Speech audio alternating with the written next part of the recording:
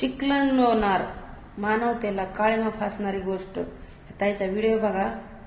तिथे शिवाजी संध्याकाळी महाराज शिवाजी महाराजांचा पुतळा काही समाजकंटक उचलत होते. त्याचा विरोध आम्ही केला. 4-5 जण महिलांनी, त्यांच्या माणसांनी माझे कपडे फाडून मला मारून आणून, आमचा एकीचा पाय मोडलेला आहे, एकीचा हात मोडलेला आहे. तरी माझ्या सगळ्या मराठी समाज बांधवांना विनंती, तुमच्या बहिणीसाठी तुम्ही चिखल्यामध्ये यावे म्हणून लवकरात लवकर हात जोडून विनंती माझ्या सगळ्या भावांना. शिवाजी महाराजांचे पुतळ्याचे रक्षण करण्यासाठी मध्ये आल्या त्या लेडीज महिलांचे कपडे फाडलेत.